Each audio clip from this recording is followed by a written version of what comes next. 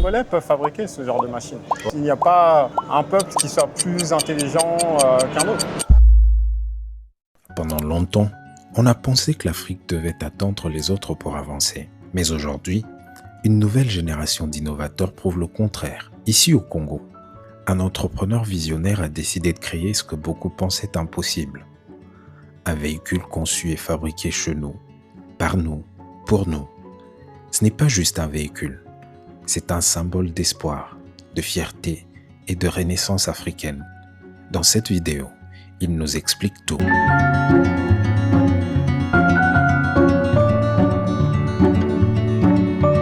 C'est parti, parle-moi du projet.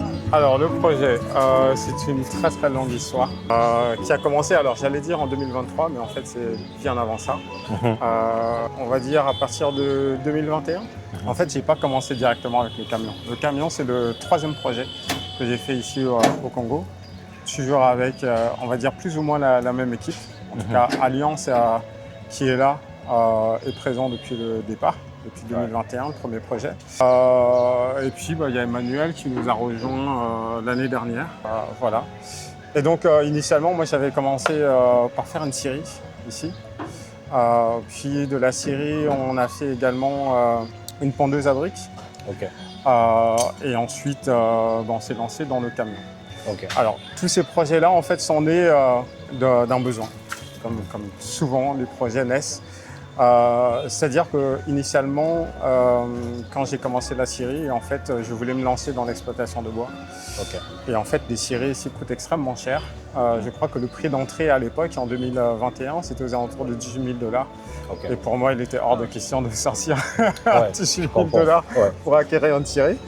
Et donc, je me suis demandé comment je pouvais faire pour en avoir une, parce que j'avais déjà quand même beaucoup investi dans le pays et je ne voulais pas sortir encore plus d'argent.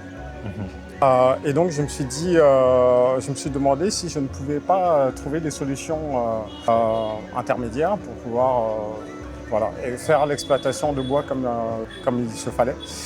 Et donc je me suis renseigné, j'ai regardé pas mal ce qui se faisait ailleurs dans d'autres pays, notamment des pays asiatiques. Je m'inspire énormément d'eux parce que je trouve que leurs besoins se rapprochent pas mal des nôtres.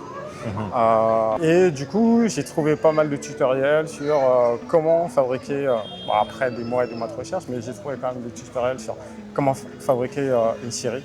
J'ai mis à peu près 3 mois là-dessus pour acquérir la compétence. Une fois que j'ai acquis la compétence, bon, certes théorique, mais je me sentais prêt pour le faire. Mais aussi, au-delà de ça, de juste l'idée de construire une scierie, je voulais prouver qu'il était possible de fabriquer des choses ici sur place. Oui. Parce que moi, j'étais parti d'un constat, c'est qu'on ne fait que de consommer au Congo. On n'a pas d'industrie qui vont fabriquer des machines dont on a besoin au quotidien. Et pour moi, il fallait vraiment pallier à ça. Et ça passait justement par le fait que des jeunes puissent se lancer dans la fabrication de machines et pourquoi pas plus tard créer des industries, des usines et devenir des patrons d'industrie. Voilà. Oui. Et puis encore une fois, je me base aussi sur le modèle asiatique où on va dire que les habitants peuvent construire chez eux des machines juste en regardant des tutoriels. Ils sont aussi énormément focalisés sur les tutoriels pour apprendre justement à fabriquer des choses. Et donc je me suis dit non, il faut que je le fasse parce que ça va avoir plusieurs intérêts. Objectif, le premier justement, donc pouvoir fabriquer la scierie pour mon propre usage. Le deuxième, c'est de prouver qu'effectivement au Congo, je peux trouver des jeunes talents qui peuvent m'aider à accomplir une telle mission. Et ensuite, j'avais aussi cette envie de montrer en fait à la jeunesse qu'il était possible quand on se donnait les moyens de réellement pouvoir réaliser quelque chose. Et je pense que c'est vraiment ça la mission première de ma démarche. C'est vraiment ça. Prouver qu'on peut faire des choses ici au Congo. Ouais. Donc je me suis lancé sur la série, je suis parti 3 semaines en vacances en 2021, on a fait la première version sur laquelle il y avait quelques défauts. Je suis revenu en 2022, encore 3 semaines. On a quasiment tout jeté à la poubelle pour refaire. Ok. On a refait une deuxième version. Ça, c'est le parcours d'entrepreneur. Hein. Exactement. On a fait une deuxième version qui était une version qu'on estime aujourd'hui exploitable, industrialisable. Et puis en 2023, on a lancé 2 chantiers. Toujours sur 3 semaines, puisque je vis en congé que 3 semaines ici. Donc c'est 3 semaines, un projet. 3 semaines, un projet. Ok. Et donc en 2023, on a commencé donc la pondeuse à briques et le camion en parallèle. Donc l'équipe s'était dispatchée en 2. Une qui était focalisée sur la pondeuse à briques et l'autre sur le camion. Je pensais, bon bien sûr, je suis de nature comment dire, très optimiste quant à ma capacité de faire les choses. Je peux le voir parce que quand même déjà pour lancer un projet comme ça, comme celui-ci, il faut être vraiment optimiste pour le faire. Alors, faut savoir, pour rien te cacher, dans ma nature profonde, j'ai toujours tendance à penser que rien ne m'est impossible. Donc en partant de cette idée que rien ne m'est impossible, il suffit juste d'aller acquérir les compétences là où elles sont. Ouais. Savoir chercher, parce que c'est pas toujours évident de trouver des informations. Il faut fouiller un petit peu. Moi, ma première source d'information, c'est quand même YouTube. Oui. Honnêtement, moi je trouve que autant je suis très critique vis-à-vis d'Internet, autant, et surtout des réseaux sociaux, autant je trouve que sur YouTube, c'est une mine d'or d'informations. C'est-à-dire que si vous voulez chercher à apprendre, à connaître n'importe quoi, sur YouTube, il y a des tutoriels sur tout. Vous voulez faire de la maçonnerie, vous allez apprendre. Vous voulez rénover chez vous, vous allez apprendre. D'ailleurs, moi, il y a cela quelques années, j'ai appris à faire pas mal de travaux dans une maison grâce à YouTube. Ouais. Voilà. Mais je pense que ça, c'est important. On va revenir sur l'aspect entrepreneuriat, mais je pense que ça, c'est quand même un message fort pour la jeunesse. La plupart des jeunes aujourd'hui, surtout dans nos pays, je parle du Congo en particulier parce qu'il s'agit de ça, ils pensent que Internet aujourd'hui, et en particulier YouTube, c'est juste pour regarder des vidéos de divertissement et tout ça. Alors que derrière, c'est une vraie école, quoi. On peut vraiment apprendre beaucoup de choses. Personnellement, les gens regardent mes vidéos et ils pensent que j'aurais peut-être fait une formation et tout. Non. Mais rien de tel. Je regarde des vidéos sur YouTube, comment on fait pour monter des vidéos, pour faire des belles vidéos, et je les réalise moi-même. J'ai jamais été dans une école de formation. Aujourd'hui, je parle anglais. On peut faire une interview, mais vraiment à l'aise en anglais. C'est pas comme si j'ai été dans une école où on m'a formé en anglais et tout ça. Non, pas du tout. YouTube, rien que YouTube. Et ça, je pense que c'est un message quand même fort qu'il faut lancer pour notre jeunesse. Très important, ne regardez pas YouTube juste comme un divertissement. Réseau. Voilà, un divertissement. Parce que ça, c'est une vraie école. Regardez un peu ce qu'il y a derrière nous. Il va nous en parler en détail. Mais vous pouvez le voir, lancer ce genre de projet, mais avec une base de compétences partie de YouTube, je pense que c'est incroyable, personnellement, inspirant. Inspirant, je ne sais pas, le mot est fort quand même de dire que c'est inspirant. C'est très inspirant. Je pense que ça, c'est peut-être le premier, ou si on veut, le premier véhicule comme ça, congolais, peut-être, probablement. Il y a peut-être déjà eu des projets comme ça ici sur le pays, peut-être, mais de cette qualité-là, mais je vois que la finition. Tu m'as dit tout à l'heure que ce n'est pas vraiment ce que tu voudrais. Tu veux pousser ça un peu plus loin, mais la finition, elle est top. Mais alors, je t'explique. J'aime vraiment. Moi, je peux poursuivre les gens pour 1 millimètre de défaut. Je suis hyper perfectionniste. Ce qui est bien. Voilà, donc c'est arrivé qu'il y ait des pièces que je demande à mes gars de refaire des pièces.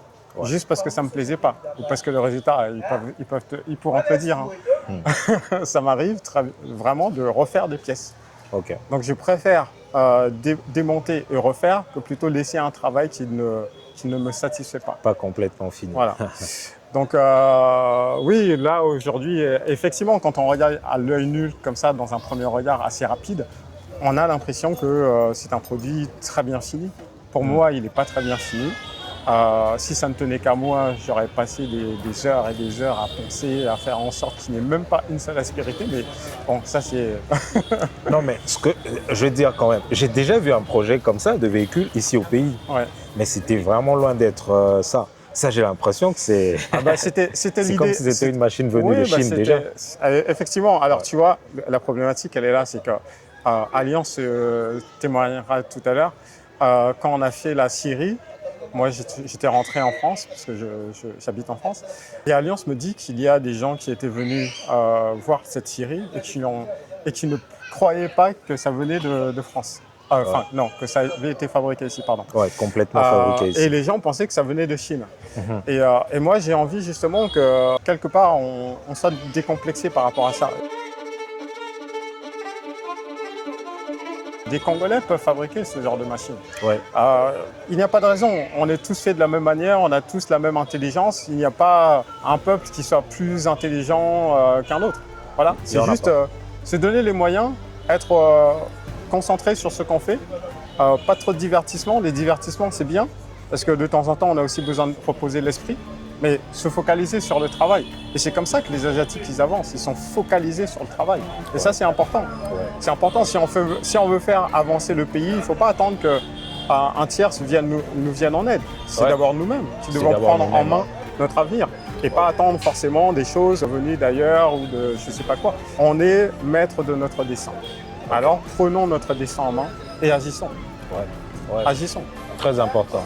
Très important. Mais parle-moi un peu du projet. Comment il va s'appeler? Parce que là, vraiment, moi, j'attends de voir une grosse compagnie plus tard, dans quelques années, avec une vraie marque des véhicules, quoi. Comment ça va s'appeler? Il y a déjà un nom? J'hésite à te le dévoiler. Ok. Pour une raison simple, c'est que comme le nom n'est pas déposé, j'aimerais pas que des petits malins déposent le nom et que derrière, je sois obligé de payer pour pouvoir activer les droits d'usage. Je comprends, ouais. Donc, voilà, mais on va dire que c'est un nom qui sera tourné autour de cette envie de redonner de la fierté au pays, de redonner aussi quelque part l'espoir d'un meilleur lendemain. Voilà. Donc, le nom sera tourné sans doute autour de ça. Maintenant, en quelle langue, en quel dialecte, ça c'est encore problématique. Et ça va refléter le Congo quand même. Mais ça va refléter sa culture, Congo. je ne sais pas, Exactement. son histoire. Ouais, tout à fait. Quelque chose comme Lumumba Aka, je ne sais pas. Qui sait. Ok. Voilà. Mais je vois quand même que décider de mettre beaucoup d'argent ici au pays, j'ai comme l'impression que tu as cette fibre vraiment très sensible par rapport à ton pays. Parce qu'il est clair que pour la plupart des gens qui vivent ici au pays, autant aller en Europe, aller vivre là-bas et tout. Mais quand toi, tu décides de revenir mettre de l'argent dans ton pays, est-ce qu'il y a quelque chose que tu vois, des opportunités par rapport au pays que peut-être nous, les gens normaux, on ne voit pas? Alors, moi, ce que j'ai tendance à penser, alors c'est ma pensée, peut-être qu'elle n'est pas générale, mais j'ai tendance à penser quand même que la diaspora africaine, elle a les yeux rivés vers l'Afrique.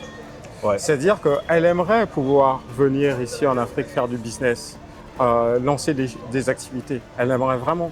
Parce que les conditions de vie, on va dire, ou même financières, plutôt je veux dire, les opportunités professionnelles en Occident, disons pour les Africains très clairement, elles sont pas à profusion, elles ne sont pas nombreuses.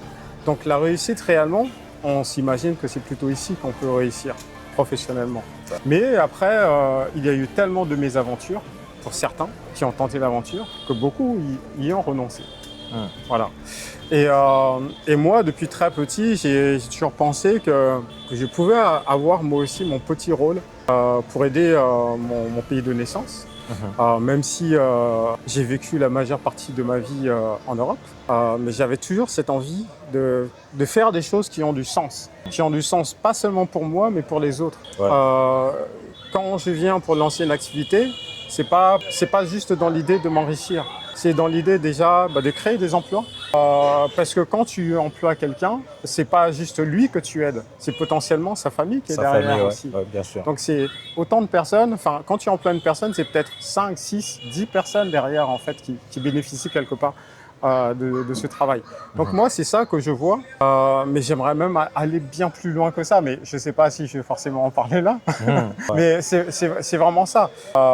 Et puis aussi, apporter de l'emploi, mais aussi avec un état d'esprit, un mindset, apporter un petit peu plus de professionnalisme, de savoir-faire. Et aussi, il y a la question des salaires, enfin, énormément de problématiques qui se posent, sur lesquelles moi je pense et j'aimerais orienter en tout cas mes activités autour de ça. Parce que je pense que si demain, j'arrive à créer une industrie majeure dans ce pays, mon modèle de fonctionnement peut devenir un exemple pour d'autres sociétés. Bien sûr. Voilà. Donc c'est vraiment vers ça que j'aimerais. C'est ça ma vision. Ok. Ça, ma vision. Mais j'aimerais revenir sur la question de la diaspora, Ouais. la motivation à revenir au pays. Est-ce que tu penses que si les conditions étaient là, ici au pays, Ouais. on n'aurait pas autant de nos compatriotes qui vivraient à l'étranger? Si les conditions étaient là, comme peut-être en Occident, où les opportunités sont vraiment là, Ouais. mais vraiment la loi garantit les investissements des gens ici sur place. Je pense. Est-ce que tu penses bien que sûr. beaucoup Bien reviendraient? sûr, bien sûr, beaucoup reviendraient. Parce que, encore une fois, comme je le dis, il y a des gens qui vivent là-bas dans des conditions. Parce que malheureusement, certaines personnes ne disent pas réellement les conditions dans lesquelles ils vivent au sein de la diaspora en Occident. Et s'ils ont des opportunités de venir travailler ici avec des salaires décents, je pense que beaucoup d'entre eux entreraient. Ok. Tout à fait. Ok. Si les conditions sont réunies, beaucoup. Il y a pas mal de pays africains justement aujourd'hui où il y a des expatriés qui ont tendance à revenir chez eux pour investir.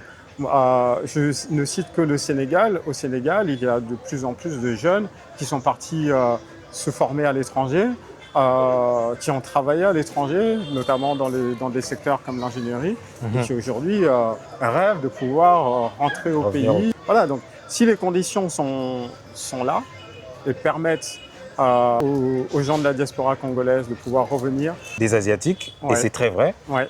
Il y a peut-être, je ne sais pas, 50 ans, 60 ans en arrière, la Chine n'était pas au niveau où elle est aujourd'hui. On parle de Et- la Chine, mais excuse-moi de te couper, mais il y a d'autres Oui. pays 25 ans en arrière. Oui, mais bien sûr. Même voire 15 ans, il y a certains pays. Même La voire 15 ans. Malaisie, par exemple, il n'y a pas très longtemps. J'allais te c'était un citer pays- la Malaisie, tout à fait. Ouais, Tout à fait, oui. justement. Mais est-ce que tu penses que les développements des pays dépendent beaucoup de l'entrepreneuriat plutôt que de l'action du gouvernement? Comment tu peux faire le lien entre les deux? Je pense que c'est à peu près les deux. Ok. C'est les deux. Il faut effectivement qu'il y ait de l'entrepreneuriat des jeunes ou des gens, pas forcément jeunes, puisque entrepreneuriat, on peut entreprendre à n'importe quel âge. On peut avoir 65 ans, 70 ans et décider de créer une société qui fonctionne. Ouais. Donc il n'y a pas. Mais donc se lancer dans l'entrepreneuriat, c'est forcément créer de la richesse. Ouais. C'est forcément créer de la richesse.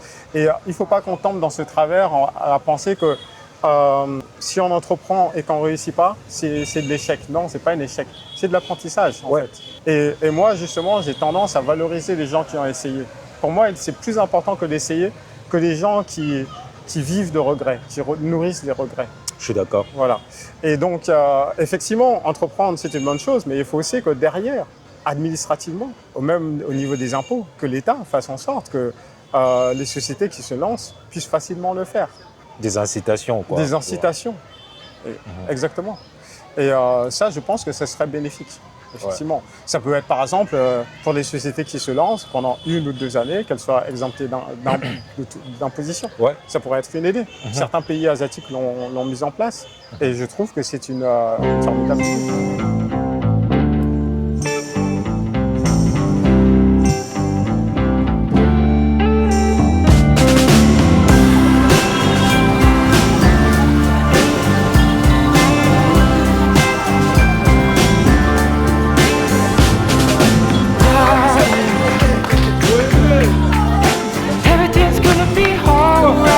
J'aimerais juste que tu me parles un peu de comment tu fais pour organiser tout ça. Parce que Ouais. j'imagine qu'en tant qu'entrepreneur qui vit à l'étranger et qui a Ouais. une équipe ici, ça peut être compliqué quand même. J'ai eu beaucoup de discussions avec des entrepreneurs qui sont à l'étranger comme toi Ouais. et qui ont des équipes ici. Et souvent, c'est un défi pour eux que de gérer. Comment tu y arrives, toi? C'est un véritable défi. Je ne veux pas parler de mes autres activités, mais je vais plutôt me focaliser sur la fabrication de prototypes de machines. Ouais. Sur ce genre de projet, en fait, la réalisation est quasiment faite que quand je suis là. C'est-à-dire que pendant les 3 semaines, on met les bouchées doubles, on fait en sorte qu'on puisse avancer au maximum. Et on va dire ce que potentiellement mes collaborateurs peuvent faire en mon absence, j'estime qu'ils peuvent le faire. Mais bon, c'est un suivi au quotidien, c'est l'envoi de vidéos. Heureusement aujourd'hui, justement, alors du coup avec des réseaux sociaux comme WhatsApp, on a la possibilité quand même de voir en temps réel ce qui est fait, donc de voir l'avancement. Mais globalement, la majeure partie du travail, elle est faite pendant les 3 semaines où je suis ici. Ok. Voilà. Mais c'est aussi une contrainte, c'est que il faut constamment attendre. En fait, on remet tout à une année. C'est-à-dire que si on ne termine pas le projet, il faut attendre une année supplémentaire pour pouvoir le finaliser. Ok. C'est juste ça la contrainte. Ok. Donc, ça fait combien de temps que vous êtes sur ce projet? Alors, en 2023, on a commencé une première version. Donc, à l'époque, je ne connaissais pas de mécanicien ici. Donc, j'avais demandé à ce qu'on me recommande des mécaniciens. J'ai eu 2 mécaniciens. Malheureusement, parce que en fait j'explique. Donc moi j'avais avant cela, avant de me lancer dans ce projet, je ne connaissais absolument rien à la mécanique. Je n'avais même jamais ouvert un capot de ma vie. Et donc j'ai appris comment fabriquer un véhicule et comment plus ou moins fabriquer ce type de camion. Donc la théorie, je la connaissais parfaitement, mais j'avais besoin de mécaniciens, non seulement pour exécuter, mais aussi pour me challenger, me dire voilà, par rapport à ta proposition technique, ça ne va pas le faire, voilà une meilleure solution. C'est ça que j'attendais. Et malheureusement, à l'époque, les mécaniciens qu'on m'avait recommandé, c'est le genre de mécaniciens qui ne connaissent que ceux qu'ils ont déjà réparés. Le genre de problématiques qu'ils ont déjà eu à faire. Donc ils avaient du mal à avoir un esprit ouvert sur un mécanisme qu'ils ne connaissaient pas vraiment. Parce que nous, ce qu'on a fait, c'est que de l'adaptation. C'est que de l'adaptation. Et il faut quelqu'un quand même qui ait de la créativité, qui soit force de proposition, et ça, je ne l'ai pas trouvé. Et en fait, c'est en 2024, donc l'année dernière, quand je suis revenu, là, on m'a recommandé Emmanuel, qui est aujourd'hui donc mon chef ingénieur mécanicien. Donc on est reparti à zéro sur le projet. Donc si on devait réellement calculer la durée qu'on a passée sur ce projet, je partirais en fait donc de 2024 avec Emmanuel. Donc on a fait 3 semaines l'année passée. Là on est à 2 semaines. Donc on va dire on finalisera au bout de la troisième semaine, donc en 6 semaines, le projet aura été bouclé. Ok. Alors, comment tu fais pour trouver les matériaux pour construire un tel véhicule? Je sais qu'il n'y a pas d'industrie ici qui font ce genre de pièces ou je ne sais pas, de matériaux qui te permettent de construire ça. Ouais. Comment tu fais? Tu importes ou ça se passe comment? Alors, c'est simple, le châssis quasiment tout a été acheté ici.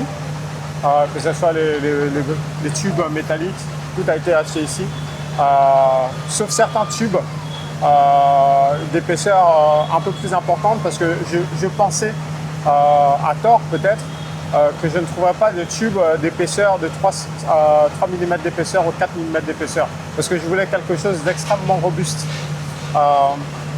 Et donc c'est des tubes que j'ai achetés par exemple en France et que j'ai fait venir ici par bateau. Okay. Il y a certains éléments, plutôt sur la partie électronique, que j'ai achetés en France effectivement. Alors, ils ne viennent pas de France forcément, mais il y en a certains qui viennent de Chine, mais que j'ai achetés, qui ont été livrés chez moi et que j'ai fait aussi venir ici. Après, tout le châssis, globalement, tout le châssis a été fabriqué ici avec des produits d'ici. Okay. Que ce soit les tôles, tout vient d'ici. Ok, voilà. D'accord. Donc on peut dire de ce véhicule qu'il est fabriqué au Congo, made in Congo. Ah, il est complètement fabriqué au Congo. Ok. Alors maintenant, c'est quoi l'ambition en fait avec ce premier prototype? C'est quoi l'ambition à long terme? Je veux dire, 5 ans, 10 ans, c'est quoi l'ambition en fait? Jusqu'où tu veux aller?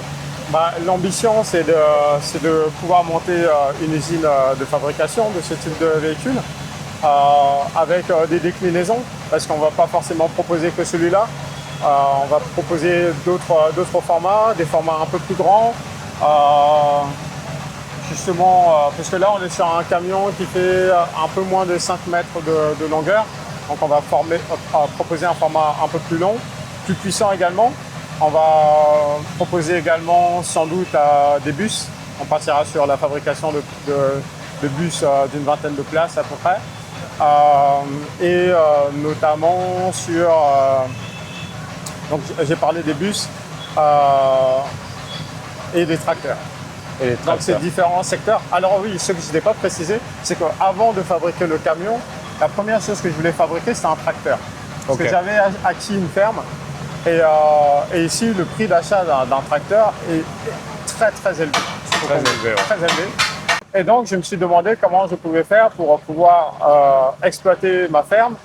Et donc, ça passait par l'acquisition d'un tracteur. Et je n'avais pas de tracteur. Donc, j'ai commencé à me renseigner sur la fabrication d'un tracteur.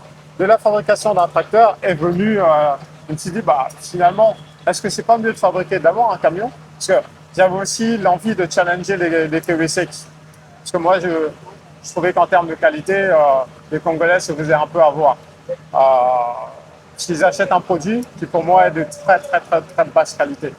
Et je voulais justement montrer que chez nous, on peut fabriquer des choses très robustes, de très bonne qualité, qui va tenir sur la durée. Parce que là, clairement, ce camion, il tiendra des années et des années.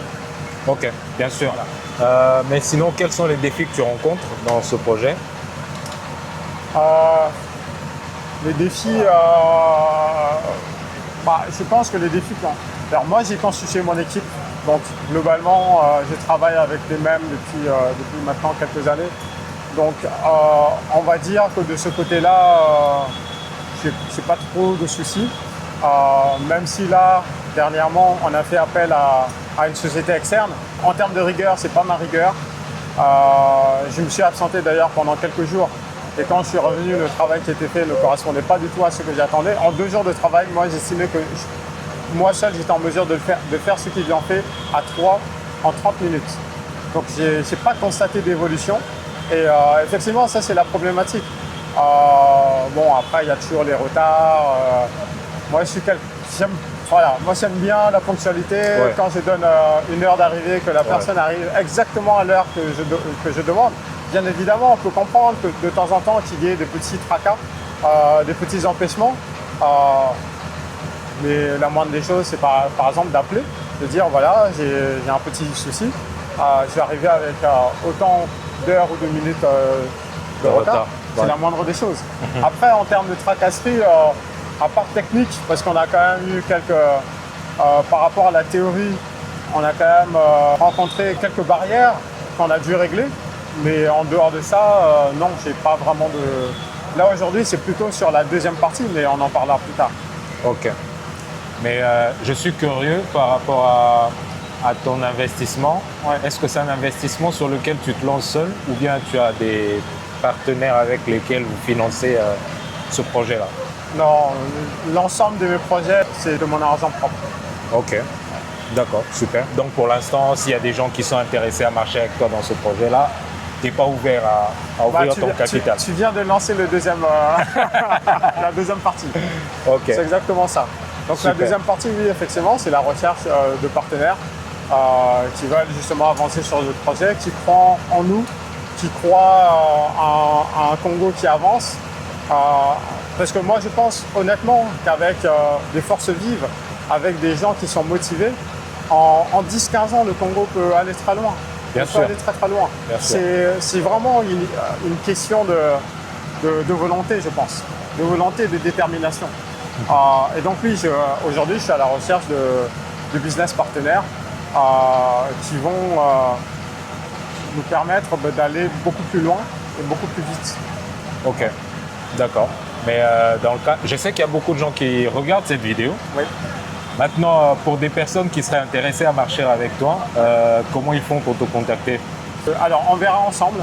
Comme ça, ils passeront peut-être par toi. Et ensuite, tu nous mettras en contact dans un premier temps. Puis après, je verrai dans un second temps comment effectivement on pourra mettre ça en place. Mais on peut faire passer par ton intermédiaire, je pense. Ok, super. Mais parle-moi un peu de comment tu vois ce projet et tout ce qui va venir après. Je parle d'une industrie et tout, ouais. Sur le temps, à peu près, si ce n'est pas un secret, quoi. Non, il n'y a pas de secret là-dessus. Moi, j'aimerais d'ici une année, pouvoir lancer une première usine. Alors, on n'a pas forcément besoin d'avoir une méga factory, hein, une petite usine qui va permettre dans un premier temps de fabriquer peut-être, on va dire, entre 10 et 100 véhicules par mois. Et puis ensuite, d'ici 5 ans, être en capacité, par exemple, de produire entre 10 et 100 000 véhicules par an. Donc ça serait mon objectif. Et d'inonder complètement le pays avec mes véhicules, que ça ne soit pas forcément focalisé que sur Kinshasa, mais que ça soit vendu partout, dans toutes les provinces, ici au Congo. Non, mais je suis très fier de ton projet.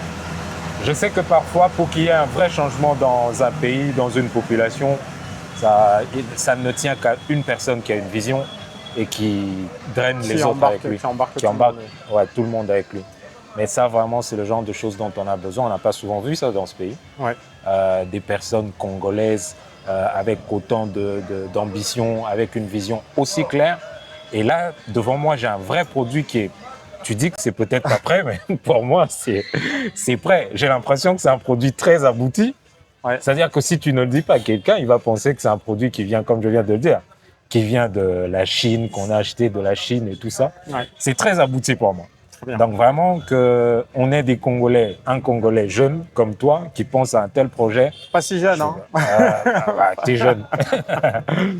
Donc pour moi, c'est une fierté et c'est très inspirant. C'est vraiment très inspirant. Et écoute, si je peux inspirer d'autres que toi, j'aurais déjà tout gagné. Moi, j'ai toujours tendance à dire que rien ne me rend plus heureux que juste par ma parole ou par mes actions, j'incite une autre personne à prendre aussi, à se mettre en action. Il n'y a rien de plus gratifiant que ça. Parce que c'est ça que je recherche, c'est que les gens se mettent en action. Moi, si demain, un autre Congolais vient me challenger sur ce camion, je dis bravo. Heureusement qu'il y en a d'autres qui viennent me bousculer, me concurrencer. Parce qu'un pays, une économie, a besoin de concurrence. La concurrence, c'est quelque chose qui est bénéfique pour l'économie d'un pays. Et c'est ça que moi, je recherche. Donc, venez me concurrencer. Faites des camions, faites des motos, parce que j'ai aussi des projets de motos. Mais bon, si on ne tenait qu'à moi, j'ai tellement de projets, tellement de choses que j'aimerais réaliser, que ce soit les foreuses pour les puits. Donc voilà, l'idée, c'est vraiment de fabriquer tout localement pour permettre aussi une meilleure accessibilité aux Congolais. Parce que moi, mes produits, ce que j'aimerais, c'est qu'ils soient à des tarifs qui défient toute concurrence. Voilà. Par exemple, la scierie, ici, la scierie, je crois qu'on achète ça aujourd'hui aux alentours de 20 000 $. Elle ne sera pas vendue à 20 000 $. Voilà, c'est ça l'idée. Donc, c'est comme on produit localement, on peut proposer des choses intéressantes aux Congolais à des tarifs beaucoup plus intéressants. Et en plus, on n'a pas de droit de douane à payer, on n'a pas le transport maritime. Donc, voilà. Et on consomme congolais. On met en avant justement le savoir-faire congolais également. C'est vers ça que j'aimerais qu'on aille. Mais de manière générale, qu'est-ce que tu penses de l'économie ici au Congo, des opportunités que les entrepreneurs peuvent avoir? Qu'est-ce que tu penses au fait de manière générale du Congo? Moi, je pense que le Congo a énormément de potentiel, vraiment. Économiquement, c'est un rêve pour beaucoup d'investisseurs. Maintenant, c'est un rêve théorique. La réalité fait que très souvent, les gens qui viennent ici, ils déchantent parce qu'ils sont confrontés à d'autres réalités. Justement, à trouver parfois de la main-d'œuvre compétente. Parce que, effectivement, comme tu le sais, hein, si on écoute n'importe quel Congolais, il est expert dans tout. Ça c'est sûr. Il est expert dans tout. Et puis quand tu lui demandes de faire, là, tu te rends compte qu'il n'est pas aussi bon qu'il le prétend. Qu'il le prétend. Donc, il y a cette problématique, comme je l'ai dit, aussi le retard. Donc, effectivement, je pense qu'un investisseur qui vient de l'étranger, ici, il se heurte quand même à une autre mentalité. Et c'est pas toujours évident au quotidien, en fait, en tant qu'investisseur, de pouvoir. Mais le Congo, pour moi, reste vraiment une terre de grosses opportunités. Et il faut juste, je pense, arriver à faire changer un petit peu ces mentalités. Et les choses iront dans le bon sens. Vraiment. Et il suffit de pas grand-chose. De pas grand-chose, vraiment, pour que ce pays, comment dire, explose réellement, économiquement parlant. Mais il faut, voilà, il y a des choses à faire, gagner en professionnalisme. Je pense que vraiment le premier frein, c'est l'humain. C'est l'humain, c'est vraiment le premier frein.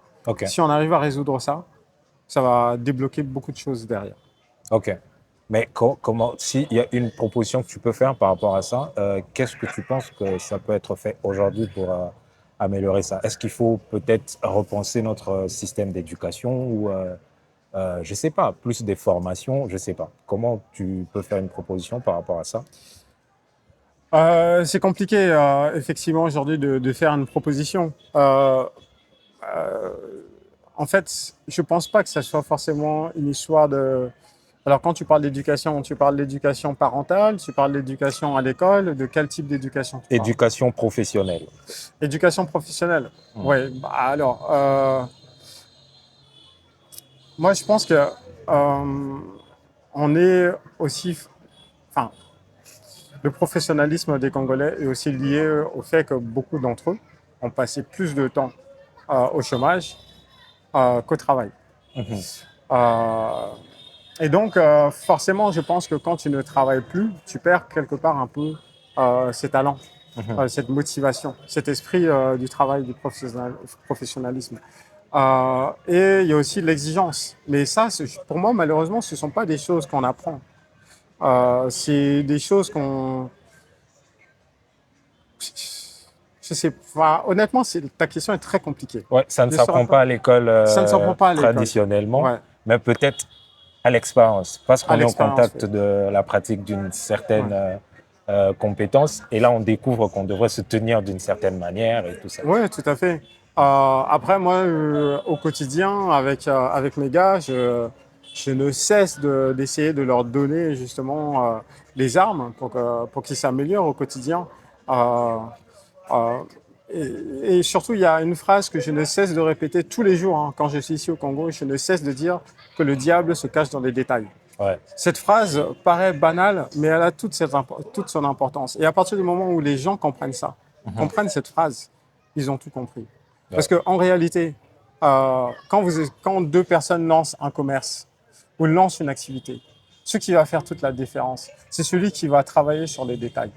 C'est celui qui va mettre de l'importance sur les détails, parce que c'est là où est la différence. Et c'est sur cette différence-là, je suis d'accord, que tout va se jouer. Donc pour moi, c'est important. Mais même au-delà de ça, là, je parlais juste de deux activités qui sont concurrentes. Et on peut aussi prendre, juste, par exemple, je prends mon camion. Je peux construire un camion. Je dis, bon, voilà, un camion, il faut telle pièce, j'ai monté mon camion, ok? Mais si je ne suis pas rentré dans le détail, dans le mécanisme, pour avoir le mécanisme le plus précis possible, eh ben, peut-être que j'ai oublié quelque chose. J'ai oublié une pièce qui est fondamentale. Et demain, mon camion, en fait, il va rouler, peut-être pendant un jour ou deux, mais au bout de un mois ou deux, le camion ne sera plus opérationnel. Et ne sera plus opérationnel parce que je ne suis pas allé dans le détail. Ouais. Parce que je suis resté à la surface des choses. Il ne faut pas rester à la surface des choses. Il faut creuser. Il faut creuser. Voilà. Et puis, l'autre chose, je pense aussi, tu disais comme conseil éventuellement pour se professionnaliser, je pense qu'on est... Je ne sais pas si c'est que nous, Congolais, ou si c'est l'Afrique dans la globalité, on est trop dans le divertissement. Et le problème du divertissement, quand on est trop dans le divertissement, c'est qu'on ne sait plus faire que ça. Et il n'y a plus le moment... Parce que le cerveau, il doit switcher entre des moments de sérieux, des moments de détente. Et quand tu n'es que dans des moments de détente, après, il ne sait plus faire cette opération de switcher, de se focaliser sur juste un seul élément. Ouais. Voilà. Ouais. C'est ça. En fait, c'est vraiment ça. J'aime souvent le dire, c'est que j'ai comme l'impression qu'on est culturellement, c'est-à-dire culturellement, ici chez nous, on a tendance à aimer le résultat, mais pas trop le travail qui mène à ce résultat-là. Tout à fait. Et on veut profiter sans mettre du travail pour pouvoir profiter plus tard. Exactement. Et c'est malheureux quand même. Ok, merci beaucoup pour ça. Mais dis-moi, si jamais il t'était donné le pouvoir de changer les choses, des pouvoirs magiques, qu'est-ce que tu aurais changé? Si tu pouvais changer une seule chose au Congo, qu'est-ce que tu aurais voulu changer en premier?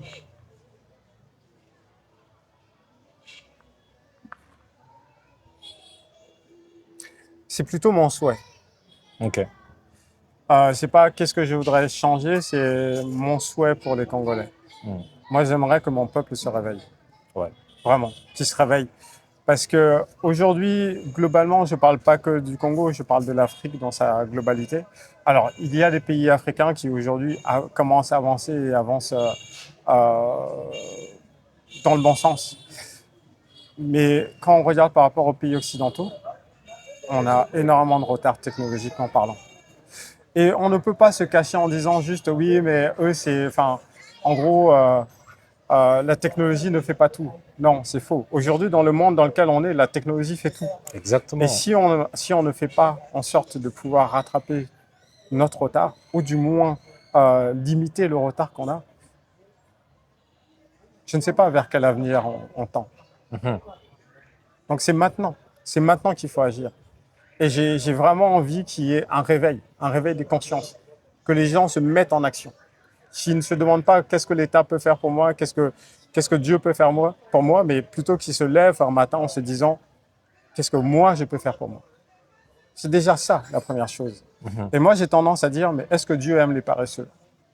Non. Voilà. Est-ce que Dieu aime les paresseux? Parce que attendre de Dieu, c'est bien. Mais je pense que Dieu, ce qu'il attend d'abord, c'est que tu te mettes en action. Et il t'aidera. Bien sûr. Certainement. Bien sûr. Mais mets-toi d'abord en action. Bien sûr. Voilà. Bien sûr. Merci vraiment pour ces inspirantes phrases. Et j'espère que ça va pouvoir réveiller quelqu'un là. J'ose l'espérer. Vraiment, ça, je l'espère. Parce que c'est très important. Dernièrement, je regardais une Chinoise qui parlait pour encourager les Africains, pour dire qu'il y a quelques années, on était comme vous. Mais parfois, ça prend des personnes qui se lèvent et qui décident de faire des choses. Tu as dit quelque chose de très important, c'est que Dieu aide les gens qui travaillent.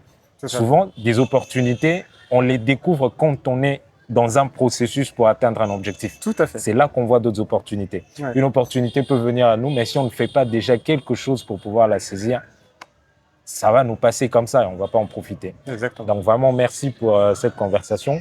Moi, personnellement, ça m'a beaucoup inspiré. J'aime beaucoup cette phrase que tu as dite, comme quoi le diable se cache dans les détails. Ouais. Je pense que je vais peut-être répéter ça à mes équipes aussi. Parce qu'on est trop sur la surface. Ouais. Et malheureusement, c'est en train de devenir culturel. En fait. C'est très malheureux. Mais j'espère qu'avec ce genre de conversation, les gens vont pouvoir se réveiller et prendre conscience de ce qu'aujourd'hui, il faut que nous-mêmes, on se lève, qu'on se mette en action, qu'on fasse des choses pour faire avancer notre pays. Quoi. Ouais. Donc vraiment, merci pour tout ça. Peut-être qu'il y a quelque chose de plus que tu voudrais ajouter ou, alors, moi, certes, je suis à l'initiative de ce projet. Je suis venu avec les idées, avec le schéma directeur, et je ne l'ai pas réalisé tout seul. Donc moi, j'aimerais mettre en avant mes collaborateurs, Emmanuel et Alliance, si vous pouvez venir.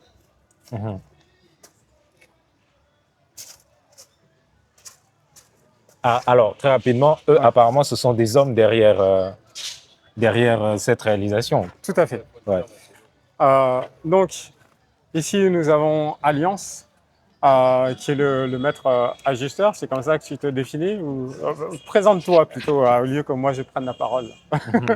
J'ai fait souvent chef de CA en 2021. 2021, tout à fait. Ouais. On avait commencé à travailler avec lui vers Bibois. Okay. Le projet qu'on avait réalisé la fois précédente, c'était la scierie. Okay. Voilà. Et aujourd'hui, on a une très belle voiture là qu'on a bossé ensemble. Donc pour moi, c'est vraiment, je peux dire, je suis vraiment content pour ça. Ok. Donc vous avez construit un véhicule. Vous n'avez jamais fait ça avant. C'est votre première fois? Ouais, c'est ma toute Comment vous première. vous sentez de participer à un tel Cette projet? aventure. Ouais. Je suis très content, surtout pour moi c'est une grâce de me rencontrer avec Assa. C'est une personne qui m'apprend beaucoup et donc Ok. pas beaucoup à dire. Ok. Alors, Alliance, je ne sais pas s'il a bien expliqué. Alliance, quand je l'ai rencontré en 2021, tu avais quel âge à l'époque? 25 ans? 26 ans? Dans les Il était tout jeune, il avait déjà son atelier ici. Ok. En fait, son atelier est juste derrière. On s'est mis sur cette parcelle parce qu'elle est plus grande pour pouvoir fabriquer le camion. On avait besoin de beaucoup de place. Mais il a son atelier juste derrière. Et donc, à l'époque, il formait déjà des jeunes. Ok. Et ça, j'avais vraiment admiré ça parce que... et il les formait gratuitement. Ok. Et ça, j'ai trouvé ça incroyable. Ok. C'est-à-dire que lui, il formait tout de suite des jeunes à un métier qu'ils peuvent appliquer là dans l'immédiat. C'est-à-dire qu'à l'issue de la formation, ils pouvaient travailler. Et ça, je trouve ça formidable. Ah Donc bah, c'est peut-être pour des ça jeunes qu'il comme a ça fait que... IMPP, hein. Merci. Il a l'esprit pour, en fait. Voilà. Donc, Ouais. En fait, moi j'aime partager ce que je sais aux gens puisque moi aussi on m'avait appris. C'est ça en fait. Ok, ok. Peut-être qu'on va faire une interview aussi avec lui. ah bah c'est bon. pourquoi pas, hein, Ouais, pourquoi comme pas. ça, vous nous partagez un peu votre passion. D'accord, Ok, là plus merci. tard. Hein. Ok. Ouais. Et donc juste à côté, Emmanuel qui va se présenter. Alors moi je le définis comme étant mon ingénieur mécanicien, mais il est beaucoup plus que ça. Il sait tout faire, il est très très bon dans différents domaines de l'ingénierie. Ok. Et on a des rêves en commun. Voilà. Donc c'était une super rencontre également. Ok. Oh, merci. Moi, je me présente, c'est Emmanuel, je suis ingénieur, génie mécanicien, ressortissant de Istar Mouchetou. Ok, Que super. j'ai sali en passant, toujours en avant. Alors, on m'a invité à ce projet l'année dernière, que j'ai vraiment aimé et j'ai vraiment aussi voulu pouvoir participer. Ok. Voilà. Donc vous êtes un ingénieur congolais. Je suis très fier de Oui. vous, vous savez. Un Non, mais ça me ingénieur rend fier. très compétent. Ça me rend Je très tiens à fier. le préciser. Ok. Merci. Ça me rend très très fier. Non, mais parce que ce genre de choses, vous savez, l'image qu'on a souvent envoyée du Congo, c'est que c'est un pays des gens qui aiment danser. Vraiment. Alors qu'au fond, on a des vrais intellectuels, des gars compétents qui peuvent faire du travail de cette qualité-là. Et moi, je suis juste fier de vous rencontrer grâce à monsieur Hassan. Vraiment, ça me fait plaisir. Vraiment, chez moi pareil. Donc, ouais, merci. Merci vraiment pour le travail que vous faites. Merci de lui apporter du support. En général, vous savez, je ne sais pas, vous avez peut-être déjà entendu cette histoire d'un gars qui a participé à envoyer le premier homme qui est allé à la Lune. Et ce monsieur, il travaillait, je ne sais pas, peut-être à balayer juste la salle, à balayer la salle, à tenir la salle propre et tout. Et il était tout fier de participer.